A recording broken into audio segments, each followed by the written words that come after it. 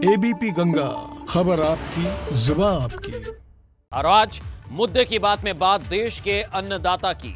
देश की सर्वोच्च अदालत ने बड़ा एक्शन लेते हुए तीनों कृषि कानून पर रोक लगा दी है। साथ ही एक समिति बनाने का भी प्रस्ताव दिया ताकि सरकार और किसानों के बीच चली आ रही लड़ाई का समाधान किया जा सके। लेकिन सरकार की यह समिति किसानों को मंजूर नहीं है। किसानों ने साफ कर दिया है कि भले ही कोर्ट ने कृषि कानून के अमल पर फिलहाल फौरी रोक लगा दी हो, लेकिन वो अपना आंदोलन खत्म नहीं करेंगे। मतलब 48 दिन से चल रहा है, आगे भी चलता रहेगा। देखो, बिल वापसी नहीं, घर वापसी नहीं। 80 बिल्कुल के सुप्रीम कोर्ट की बात मानने को तैयार नहीं। कोर्ट ने कल जो मंशा जताई थी उसके मुताबिक कमेटी का गठन कर दिया है। कानून अभी स्थगित रहेंगे।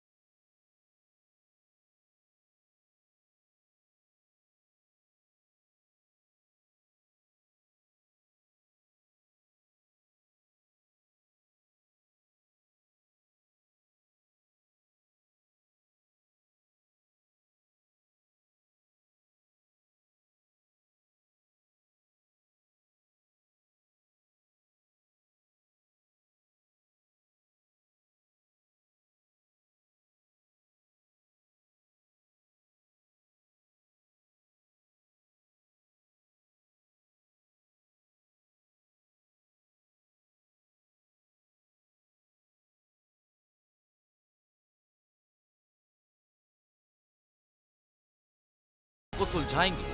किसानों की जीत है, किसानों की जीत है। माननीय सर्वोच्च न्यायालय सुप्रीम कोर्ट ने जो हम लोगों की पिटीशन थी सुप्रीम कोर्ट में, इन कानूनों के खिलाफ ये कानून लागू नहीं होने चाहिए, उन कानूनों को लागू न करने के लिए सुप्रीम कोर्ट ने आज स्टे कर दिया है। और कमेटी गठित करने के लिए हमने कुछ नाम सुझाए थे। ऑनरेबल जस्टिस मार्कंडे काटजू, कुरियन जोसेफ और भी जस्टिस के नाम बताए गए। उनके नाम पर विचार करके आगे कमेटी गठित कर और भारतीय किसानों के जितने किसानों के संगठन है, ऑर्गेनाइजेशन है, उन सब के अध्यक्ष को उस कमेटी में रखा जाए। हमने कहा विज्ञान भवन बहुत बड़ा है, उसमें कमेटी जब भी बुलाई जाए, मीटिंग हो तो उनके अध्यक्षों को बुलाया जाए और उसके साथ अगर लीगल रिप्रेजेंटेटिव की जरूरत है उनके एडवोकेट को बुलाया जाए, जिससे आगे सारी प्रोसीडिंग हो सके। लगेगा कमेटी, टाइम लगेगा, लेकिन कानूनों पर रोक लगाना भारत के किसानों की सबसे बड़ी जीत है और ये सरकार की हार है। माननीय सर्वोच्च न्यायालय ने कहीं न कहीं माना कानून गलत थे, किसान विरोधी थे, आर्बिट्रेटरी थे, अनकॉन्स्टिट्यूशनल थे, इसलिए इन कानूनों पर रोक लगा दी गई है। देश के किसानों की जीत है। गुवाहाटी से चौपाटी, कन्याकुमारी से कश्मीर तक के किसानों की जीत है। सुप्रीम कोर्ट ने तीनों कृषि कानून पर फौरी रोक लगा दी है, लेकिन ये सिर्फ फौरी रोक है, एक सीमित वक्त के लिए, हमेशा के लिए नहीं। लेकिन अब सवाल इस बात का है कि जो किसान तीनों कृषि कानून को रद्द करने की मांग कर रहे थे, वो सुप्रीम कोर्ट के आदेश पर खुश है या फिर उनकी खुशी थोड़े वक्त की है। क्योंकि सुप्रीम कोर्ट के इस आदेश के बाद ये सवाल उठता है कि अब किसान आंदोलन का क्या होगा। और जो किसान 26 जनवरी की परेड में ट्रैक्टर ट्रॉली रैली निकालने का ऐलान कर रहे थे, उस रैली का क्या होगा? नहीं, असूली तौर पे हम कमेटी के खिलाफ हैं।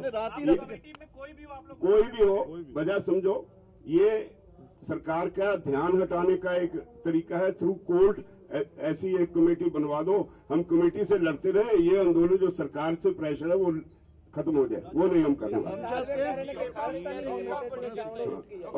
और ये कानून रिपील करने के लिए है। हम किसी कमेटी के सामने ये बहस करने के लिए नहीं जाएंगे।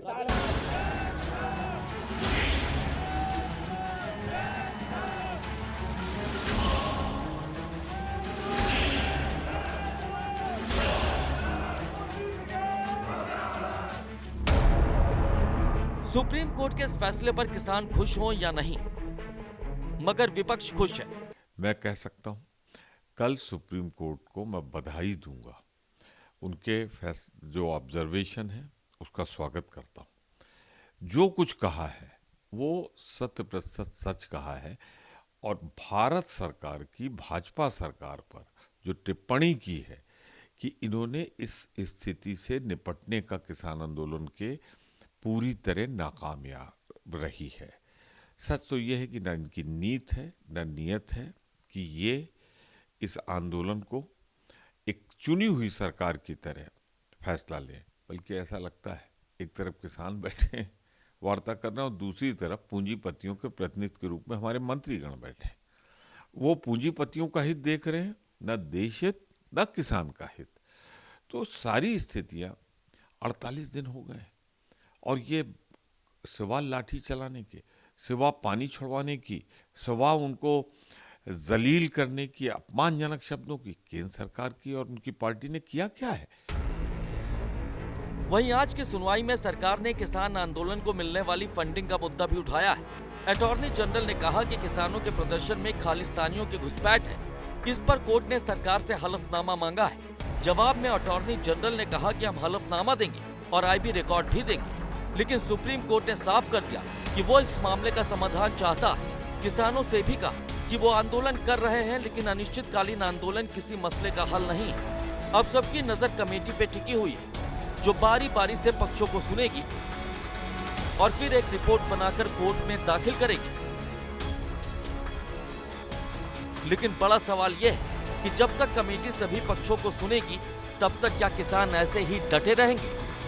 Bureau report, ABP Ganga.